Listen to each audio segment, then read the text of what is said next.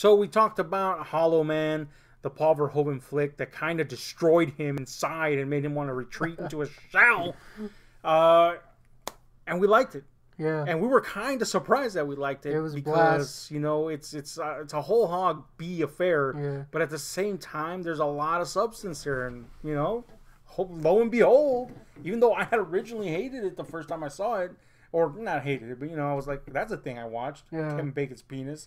For an hour and a half. Yeah, we were both kind of surprised that at the end we just like, man, we had a lot of fun watching that. Yeah. That was fun as fuck.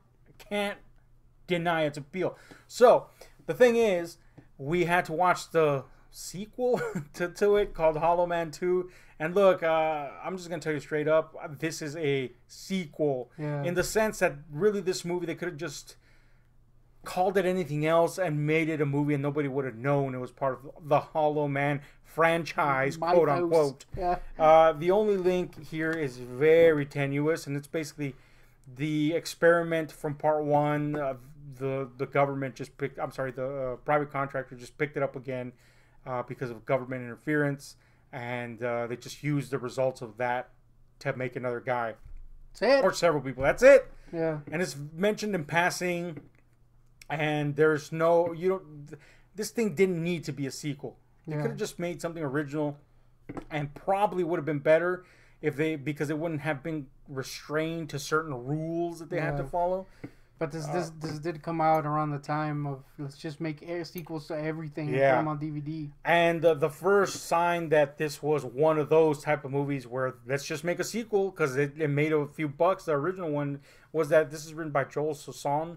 Or I don't know how to pronounce his name. Sozon, I don't know. I'm gonna say So yeah, let's call him that. Joel.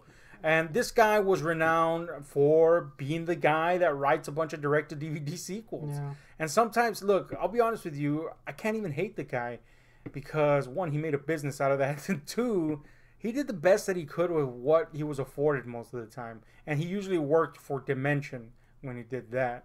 That being said, that's not to say that I would defend any of those movies, but he did the best that he could with very limited budget and restraints.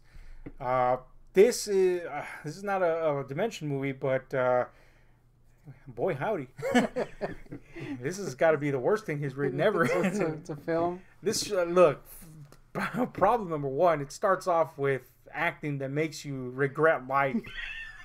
Now I'm not talking, you know, like wooden acting. It's just everybody's like 2 dials off the meter. You know, like, damn, that's just wrong. It's not good. It's not horrendous, but everybody's not good. So yeah, the whole movie you're just like, wow, it's a thing. That's acting, I guess, right? Yeah. So cool. It's literal reaction the whole movie to acting. It also falls victim to one of the biggest tropes about these types of movies. The audience is a couple of cops investigating an event that just happens to mirror the original huge budget movie. Yeah. And it's happened, especially in the Hellraiser series. Oh, yeah, every single sequel. Every single one, it's a cop on the case. So here we get a couple of cops on the case.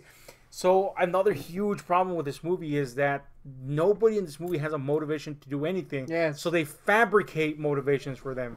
So our 2 cops, one of them dies, and that's the motivation at the hands of the Hollow Man, and that's the motivation for this cop to go on this prolonged, unnecessary protection case. Yes. It doesn't make any sense because there's already people hunting the Hollow Man. Mm-hmm. He has no reason to continue other than his lame partner died. Yeah. And by the way, the partner dies in a way that this is the best death they could come up for this character. She gets hit on the head by something. Lamp. Yeah, a lamp by the Hollow Man, the invisible guy. And she died. And it was confusing. Yeah. I was like, why is he giving her fucking chest compressions? Is she? Yeah. She's dead? They go like what? They go into full on CPR mode, but she got hit in the head. Yeah, and it wasn't like a graphic hit, like her head caved in. Nothing. No. It was like a lamp grazed her dome. Yeah, let me put it in this way. In movie language, getting hit in the head with a lamp is just a casual injury. Yeah. You'll be up and running and gunning in no time. It's like you get shot once, you're gonna live. You get shot twice, you're dead. Yeah. the unspoken rules or whatever. You know, it's just one of those things that doesn't happen in movies. And I don't think it was meant to be subversive either. No. It's just like, this is our motivation, guys. She's dead. Yeah. From a lamp. Fake Eric Bana now has to go on his case. Yeah, our lead character, our hero, looks like the love child of Tom Cruise, Eric Bana, Liam Neeson, and Chris, what's his name? Chris Pratt. Chris Pratt. All those guys had a baby, and he sucks.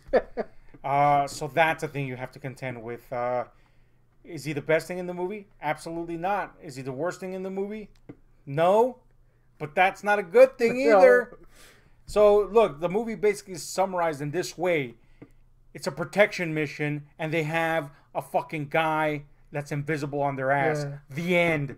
And though this invisible guy could just sneak up to people because he's invisible, for some ass reason, he apparently becomes the Hulk and just bats everyone around, so you know exactly where he is at all times. Also, despite the fact that he's invisible, he walks in front of cameras with night vision constantly so that you can always see him. And that by the way, yes, one least stealthy guy of all time. Yeah. Like you say, batting people out of his way, so you're like, oh, that's where he is.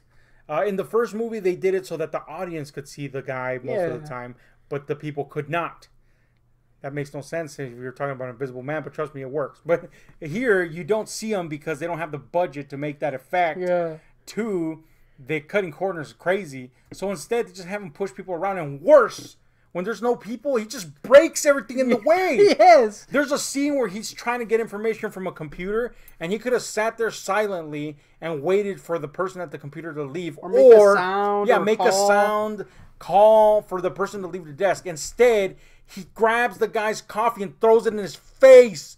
What the fuck, man? And the guy's like, oh, in the background while meanwhile, he's clicking away. Come on, man. Stupidest fucking Invisible Man ever. You're invisible, dude. Just do invisible shit. It was pathetic. It was bad. Pathetic Invisible Man of all time. My favorite scene, though, is the scene that I mentioned right now where, for some reason... Okay, there's like... Wait, before you get to that, you're talking about the porno. The porno sequence. Yeah. Okay, look. This movie introduces an element that's not established in the previous movie, and it's that you can see him through night vision for some reason. Infrared, I understand. Body heat. But night vision? Yeah. Why can't you see him through night vision? Because I guess night vision is readily available and heat vision isn't, I guess? I guess. Anyway... Because of this piece of information that is used very, very infrequently throughout the movie, to the point where they just should not have used it because he's invisible. Yeah. Because of that, they have a scene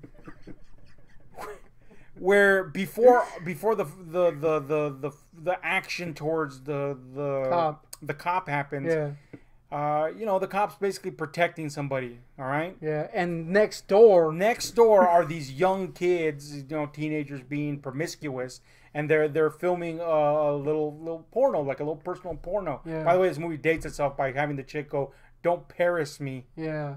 Paris Hilton, seriously, dude? You're also filming a porno in night vision for some reason. Yes, in the worst, grainiest night vision of all time, where it says night vision on the bottom. TM. What? What fucking night vision fucking filter says night vision on the bottom? Anyway, these fuckers are filming a porno next door. There's no reason for the Invisible Man to go into this building. He's invisible. He could just walk into the place where he's supposed to go. But for some reason, he crawls through this house to that specific bedroom where we get a titty shot. And it's not great. It takes forever for her to get to the titty shot. And...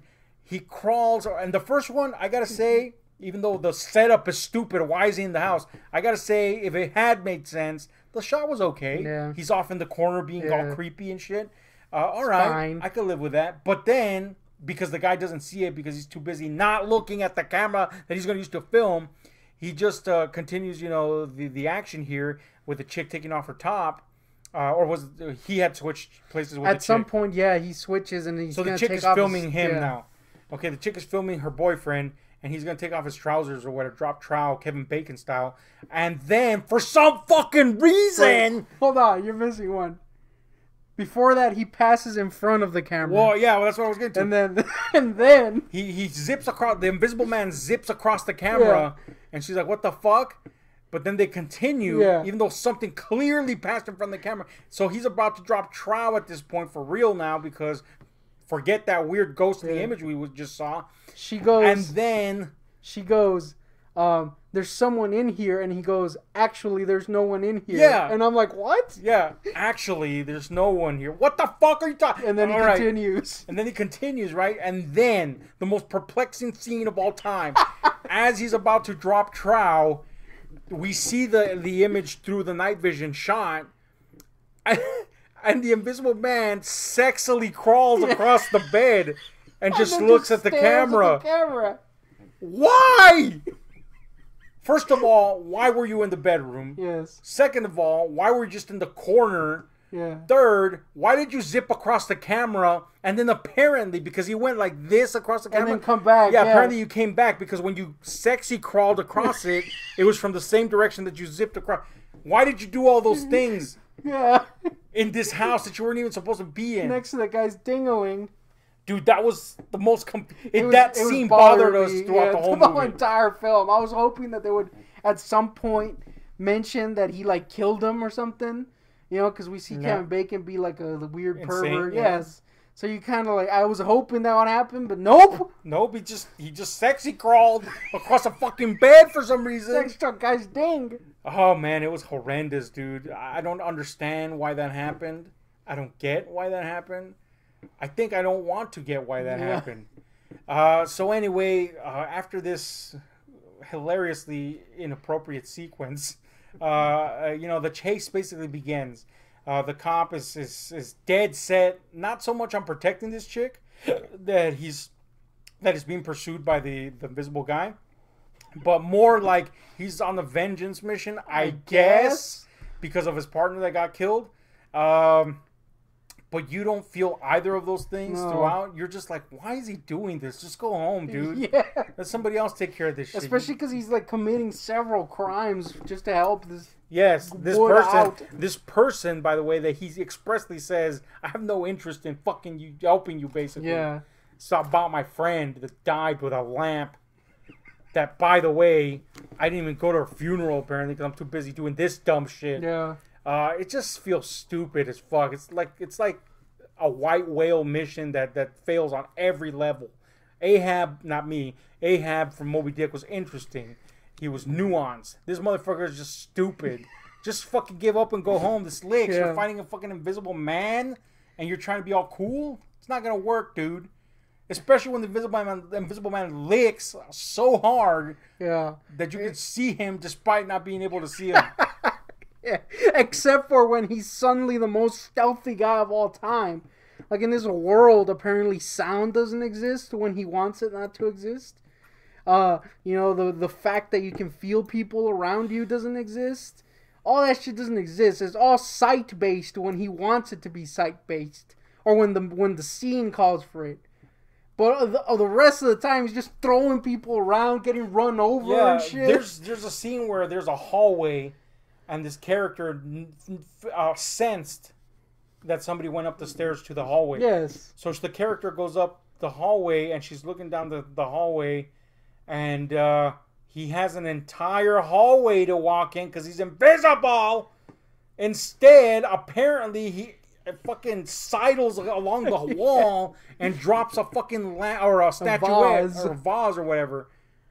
The fuck, dude? You have a fucking, like, I don't know, like 6 feet of hallway across the way, plus, like, I don't know, 15 feet that way, and you sidle? And this isn't like a moment in the first Hollow Man where Kevin Bacon's still, like, sneaking behind shit because, it just feels kind of gross. This guy's been an Invisible Man for, like, a long time. Yeah, and there's no pervy reasons. He's not corrupted by power like in the first one.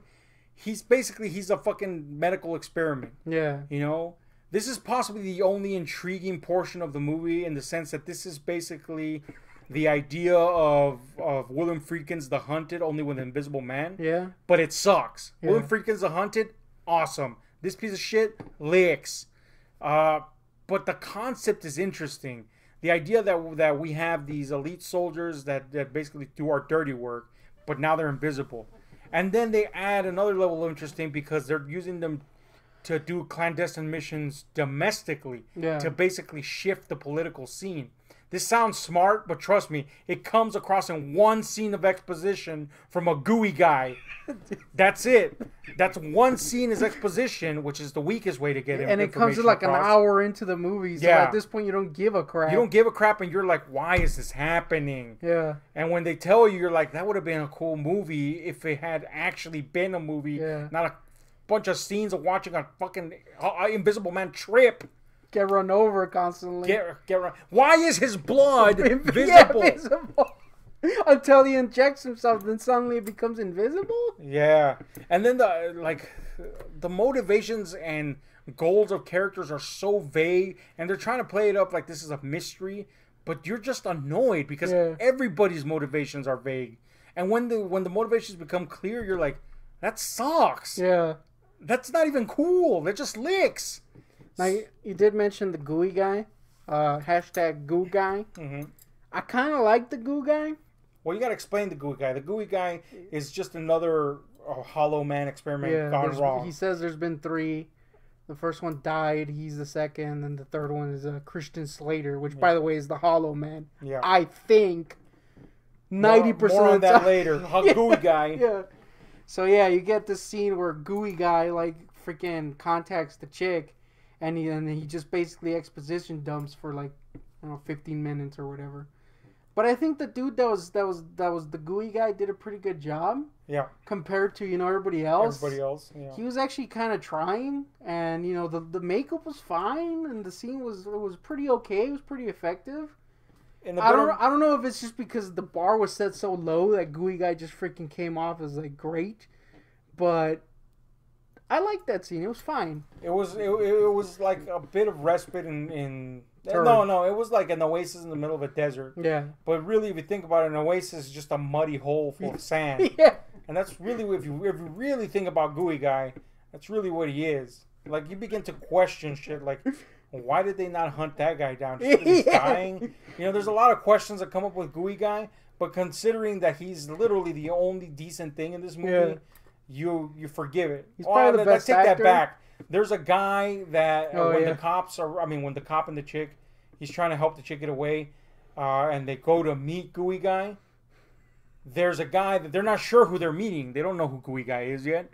So they basically pay a fucking meth addict or something to go in and check the house. That guy, who was probably a real meth addict, best actor in this whole fucking movie. Next up, and I'm including Gooey Guy. Yeah, Gooey Guy's the second best. Only 2 good people in this movie. Yeah. Now, you mentioned Christian Slater, which that's a name. I wouldn't say it's a big name. No. He's like a B-level actor, low B-level actor. D even. He was a name at one point.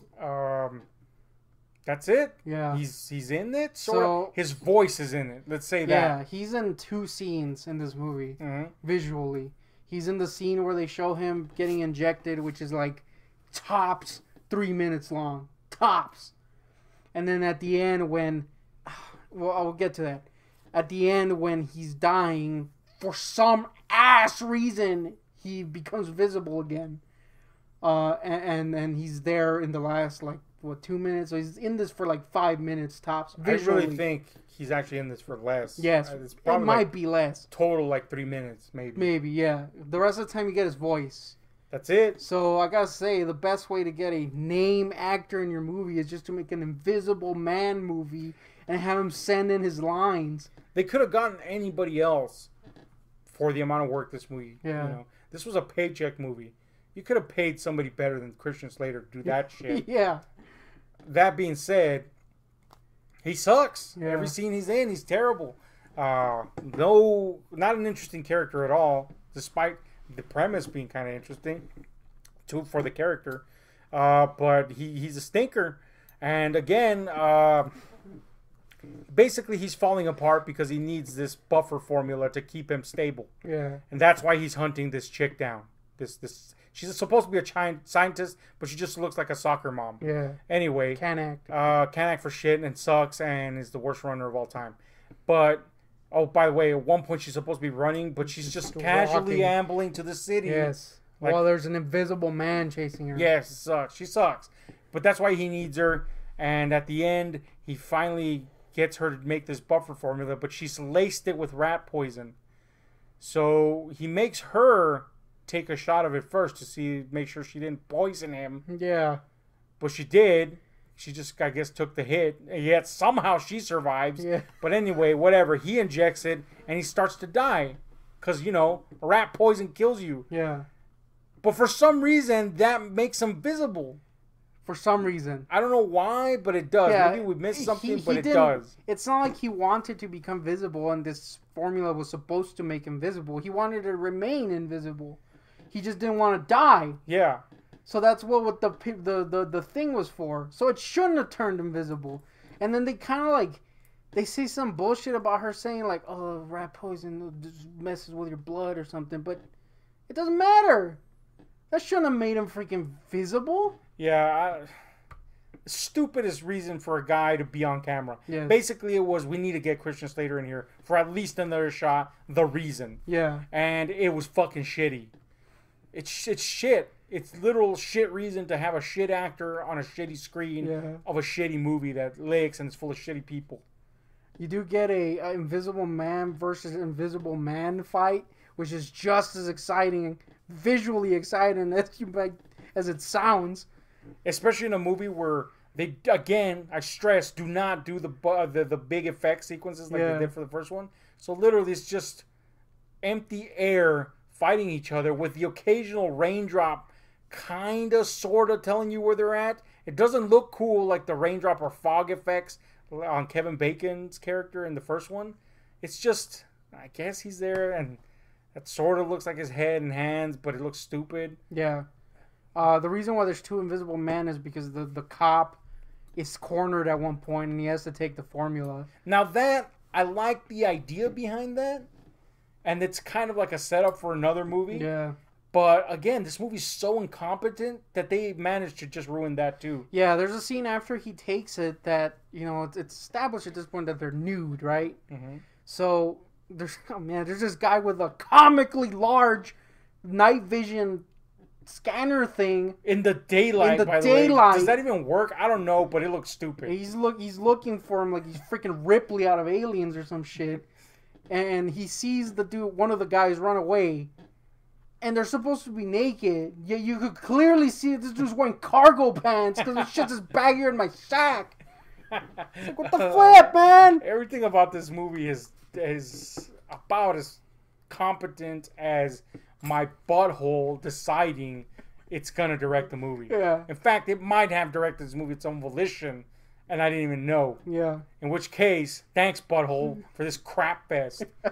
Hollow Man 2 is a movie that's irredeemably bad. It's not necessarily funny in its badness. There's just amusing moments, but it's not funny bad. It's something that once through with a friend will get you through it. Yeah.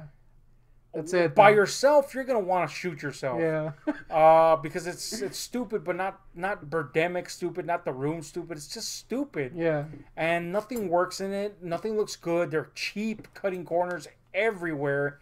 The characters suck. The acting sucks. Everything in this movie sucks. The only thing that is good, besides Gooey Guy, is the idea. The nugget of the idea behind it is interesting.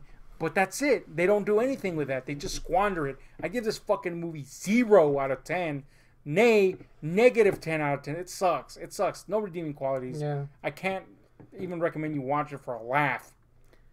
I'm gonna give it an actual score that isn't negatives. That's an actual score. Oh yeah, I know. Deserves a I'm negative just saying 10. I'm not going into the negatives. All right. I'm gonna go 0.5, and only because Goo Guy is pretty rad.